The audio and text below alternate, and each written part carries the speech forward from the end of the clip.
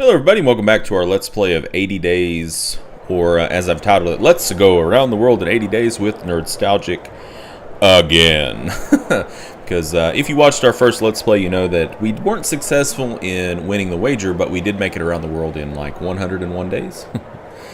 So we're trying something a little different this time. Last time we tried, I guess, to shoot sort of straight east. And it didn't really work out too well for us because we had a few things that happened in India.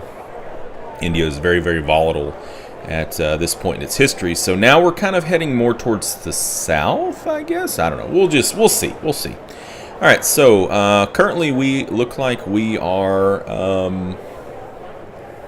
Where are we? That's the Parthenon, right? Or the Colosseum. So Athens, Rome, Athens. God, I'm ignorant. All right. I was tossing a coin into the waters of the Trevi Fountain when the Bersaglieri marched into the square with their distinctive fast jog and began rounding everyone up. I tried to slip away before they reached me, an old instinct to avoid the attention of the soldiery, whether guilty or innocent of any crime. Alas, there were too many of them to avoid. A lanky man with only the sparse beginnings of a mustache gestured at me with his rifle. No, in fact, his entire arm was a rifle attached to his shoulder with iron bands inlaid with elaborate symbols. That's pretty neat. I looked up at his eyes. One of them was a clear light blue, the other covered with a leather eye patch mounted with a telescopic brass monocle. The other Bersaglieri soldiers sported similar modifications to their bodies. They were half man, half automaton. Come si chiama? The blue-eyed soldier barked.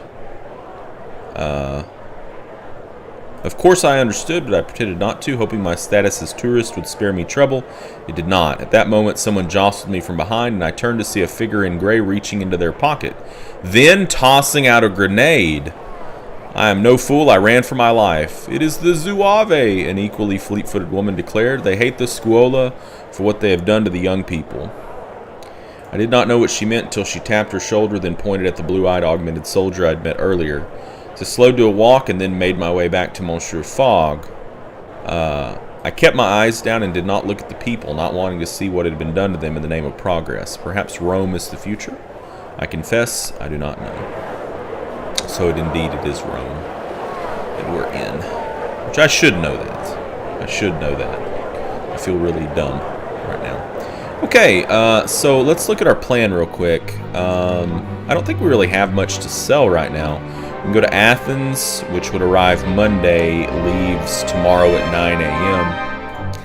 We could go to Dubrovnik, which would depart tomorrow at 12, but also arrive tomorrow.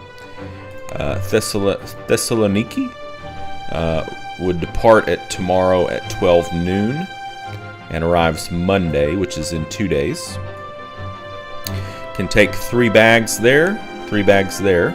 So I guess let's go to the market and see if there's anything here that will guide us.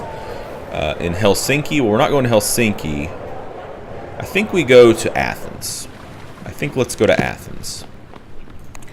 So let's take a look at this Athens route again. It doesn't cost too much. Departs tomorrow at 9 a.m. So I think that's fine. Don't need anything at the market. We're not going to Helsinki, so let's stay in the hotel. Pass the night here. With what remained of the day, I afforded my master every service, ensuring he was comfortable. All right, let's go ahead and depart on the Icarus. So we only have 1 suitcase. It is going to take 9 health, but that's really not that bad. We boarded a commercial passenger airship in one of Rome's many docks. The stowing of luggage was handled by the lines of figures with hooks and extendable poles fitted to their arms.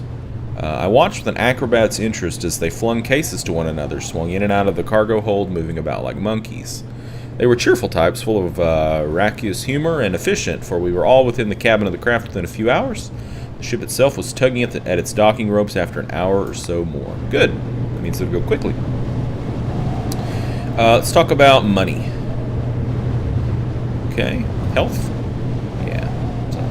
So Nothing really to talk about. I was hoping we might get somebody like a captain or somebody who could tell us more about routes. The trip was long and somewhat slow.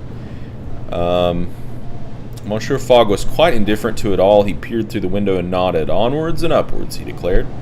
The airship crossed Italy, and we were approached by one of the cabin staff, a middle-aged lady whose serving tray was jointed to her left hip. Coffee? She asked. Or would you prefer a pressé? I asked for a coffee, and to my horror, she unscrewed the top off her left thumb and poured thick and hot coffee into a mug directly. That would be very unnerving. Can you imagine that? I was open-mouthed. She smiled at me. Milk? Yes, I stammered weakly. She nodded and added milk to the cup. I will not disclose whence it came. But suffice to say, I could not drink my beverage, and it sat growing cold as the night drew in around us. Oh my goodness, game. He cannot say whence it came. Probably better. Better that way. The Aegean below sparkled like a diamond-covered cloth. Even from this great height, we could see the ferry boats plying their trade back and forth across the water. How do we stay up in the air? I asked the man beside me, a short Greek fellow with thick spectacles. Shook his head. My friend, I have not the slightest idea, but I do not question such things, not until I am on the ground at least. I asked him about Athens, and he spoke at length about his home city, how glorious it was, its illustrious past and wondrous buildings. I had the sense that Monsieur Sophos, despite sitting beside me miles up in the air beneath a hydrogen-filled balloon, was happy to live inside his imagination in several hundred years in the past. I think there are lots of people that are like that in the world. Okay, so we could sell the evening jacket, huh? Let's look at our plan. So from Athens, our only current option that's open is actually Thessaloniki, but we'd like to get over here to Alexandria, I think. We might have to explore to figure that out. Go to the market. Yeah, we'll sell that. What do we got? I don't know where that is.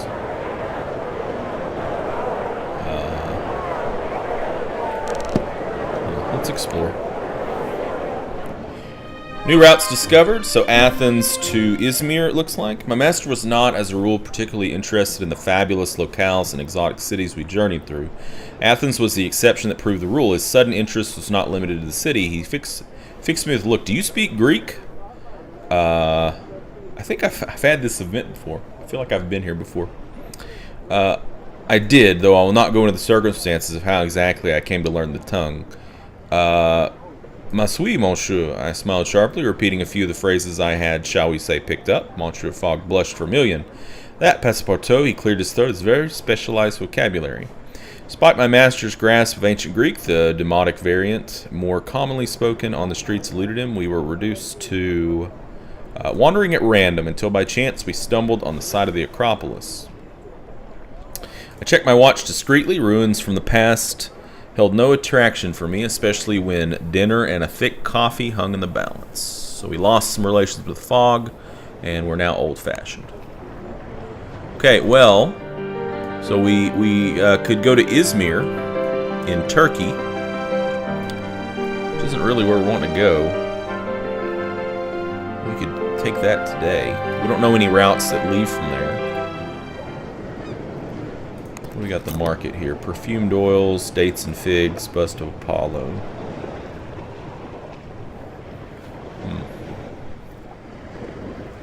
That is valuable in Izmir. Guess we could have went. Can we still go? No. Can't go. We can just plan now. Well, I'd really like to... I'd really like to find a route through here, but let's go to the hotel. Day 8, Athens. As night fell, I could attend to him. Let's engage another guest in conversation to find out what I could, but came away with nothing but advice for doing laundry. Alright, well, we don't know a whole lot, do we? I guess let's depart for Izmir. Arrives today. Good, good. We can sell the zootrope in Izmir. Hopefully make some money. Hopefully we can find a route forward too. We boarded the daily ferry across the Aegean Sea, and then sat out on deck enjoying the sunshine and getting some much-needed rest. So we're going to lose health, but that gave us health back, so it kind of washes. Our other passengers milled around, talking loudly and drinking ouzo, chilled by chips of ice carved from blocks in the hold of the ship. I kept a close eye on our possessions. This place had an air of a soak that might be teeming with cut purses. Otherwise, I spent my time in conversation, trying to find options for our next journey. I discovered from a somewhat frenetic Baghdadi woman that Bedouins made regular, fantastical journeys into the deep deserts around Hail. So we've got a route from Hail to Rub al-Khali. That's it? Ugh. That's not what I wanted. Alright, well, let's go sell the Zoetrope, I suppose. Eastern spices, valuable in Beirut and Odessa, machete, which could be good. We might be going through jungle at some point. Bolt of silk. Yeah, we'll grab that. Let's explore. New route, Izmir to Istanbul. I kind of expected that. That's it! Shit! The port of Smyrna, or Izmir as the locals called it, was the gateway to Ottoman trade with Europe. Although sadly that meant most of the boats were going the wrong way, at least for our purposes. I roamed the dock, inquiring into onward passage from the fishermen and merchants, but with little success, until I tried bribing them. At that point they turned violent, quite certain I was insulting their dearly held honor. I found shelter in the warehouse of a merchant who watched my arrival with skeptical curiosity. I do not understand tourists. Why go somewhere unless you have a purpose? She made another mark in her ledger with more force than was strictly required. Pleasure is a purpose, I mused. She rolled her eyes so thoroughly I feared she would do herself an injury. I should have expected nothing else from a culture which invented the galette, she sighed, but to my chagrin declined to elaborate upon her distaste for the delicious foodstuff. I asked about onward travel, and she shrugged. I have no idea of the most pleasant journey, she replied, but the fastest must surely be the Kamertaj from Istanbul to Tehran and beyond. It's a whole new kind of engine, they say. Now that's helpful. I bade her farewell as the sun began to set. Cloaked members of the Artificers Guild appeared to light the gas lamps along the harbor front. A sailor played a tune on a lyre while his compatriots sang along. It was going to be a beautiful night in Izmir, so that is very helpful. And that gives us a good amount of clarity. So it goes Tehran, Herat, Kabul. Awesome. So it'll take us all the way to Afghanistan. So at the market, what do we have here? Yeah, we can sell that in Tehran. I don't know if we're going to be going to Beirut. It's Lebanon. Let's look at the plane again. Beirut's going to be right here. Yeah, we're not going to be going to Beirut. How? Public carriage departs for Istanbul in 2 days. Yeah, we need to make that faster. Pretty demanding. Woo! Why don't we... Actually, I've got a better idea. It departs in 2 days. Let's hit the bank tomorrow. Wait. What time? 12 noon. Ooh. Man.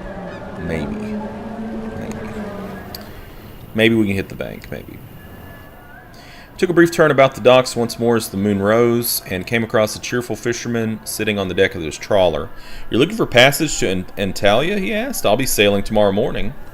I thanked him and said we would consider it. Further along, I encountered a few grizzled souls playing dominoes. I watched them play, but could make nothing of it. There appeared to be strategies and counterplays, but it seemed as random as a game of Find the Lady. A despicable pastime. Now we're steadfast. So Izmir to Antalya, we could go there, but I don't think that's going to be the play. Bank opens at 10, huh? Well, let's go check it out, I suppose. If the bank opens at 10 and it takes us 2 hours, and that transportation leaves at 12, we're probably out of luck. I regarded the manager of the bank as we entered, a well-dressed, calm gentleman who greeted us warmed his interest. You wish to withdraw funds? We were told. I warn you, it may take some time. We cannot even afford a single day, I declared. We swept out of the bank. Thankfully, our situation is not desperate, my master declared. Onwards. We're going to have to be very, very conscious of, like, when we have layovers. If we have layovers, it's very, very important that we maximize that bank time, because if the bank doesn't open till... The reason we couldn't do anything is because the bank doesn't open till 10. It takes us 2 hours to get to the bank, and this Istanbul is leaving at noon. So, yeah, we just can't do that. All right, well, we'll stay at the hotel. Before retiring, yeah, let's polish some shoes in the lobby to get some more money. Now we'll depart. Let's go to Istanbul on the steam carriage. It's going to be a bothersome journey, it says. Arriving tomorrow. It's pretty slow. Goods from docks at Izmir were taken by steam carriage across the Ottoman Empire. We found a shipment heading for Istanbul and jumped aboard. The driver was a young boy who wore thick, darkened goggles and a headscarf tied tight around his head to keep out the dust. He gestured for us to hold on, then stoked the fire, opened the steam valve, and took off at terrific speed up the steep road slope. Nice. Let's converse. Don't worry, you won't distract me from the road. Okay, great. So what can you tell me about Istanbul? The Grand Bazaar is not to be missed. Well, I would love to check that out. Okay, what can you tell me about Tehran? I gathered the fastest way onward must be the Kamartaj from Istanbul. You mentioned trains. I've been told that Ekaterinburg is linked to Vladivostok aboard the Trans-Siberian Express, but the fare is over 2,000 pounds. Yeah, we kind of learned that. What about Herat? I'm told that Tehran is connected to Herat. On the subject of trains, I've heard my mother always wanted to travel aboard the Trans-Manchurian Express from Kamarunskaya to Beijing. Okay. What can you tell me about Kabul? Probably, but the most efficient way to Kabul from here is via Tehran. Well, it runs through that. Not just that, but some buyers will pay well for bolts of pure silk from Tehran. But tell me, do you drive? Yeah, I drive. Not as well as me, I'm sure. Oh, you little asshole. Let's ask about Baghdad. The Baghdad hospitality is rightly famous. Okay. Okay, tell me more about Baghdad. You can buy ancient artifacts in Baghdad that will sell for a fortune in Bandar Abbas. I don't even know where Bandar Abbas is. Okay. Interesting. So we won't be going through Baghdad, but we did find out some good information. So we got some intel. Soon the sea was far behind us, and we were making our way along winding roads, tossing from one side to the other. The boy took each corner with easy familiarity, moving the steering lever with quick flicking motions. You've been to Istanbul before? The boy demanded. You are frequent travelers. Never before, I replied. I drive this road twice a week, the boy replied. My parents don't like it, but they like the money well enough. Where do they live? Antalya, they replied. A nice place if you ever have the chance to visit. Perhaps we shall, I answered, and the boy nodded. I hate it, he added. I've lived there all my life, and it's boring. As if to prove his point, he steered with ever more savage abandon. Don't make me sick, bro. Don't make me sick. So here goes somebody else on the steam train. Okay. That night we slept in the carriage, which unfolded rather cleverly to form a tent. That's neat. Discovered a certain detail during the night, which I will share here, but nowhere else. As I went out to stretch my legs prior to attempting to sleep, I came across our driver, a short distance from the carriage, sans headscarf and goggles. What? Without this disguise, it was quite obvious that our driver was not a boy at all. He was not even human. Monsieur Fogg was oblivious, sleeping quite comfortably. I envy his clarity of purpose. Ah, how much easier to go through life without becoming tangled in its complexities. The next day, I said nothing to our driver, and we continued the journey amicably, somewhat more quietly than before.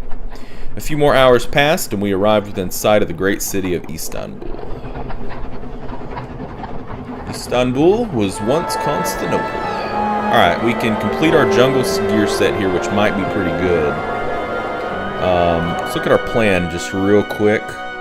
So I think our plan is to go to Tehran. It leaves in 2 days at 7 p.m. Can we get to the bank?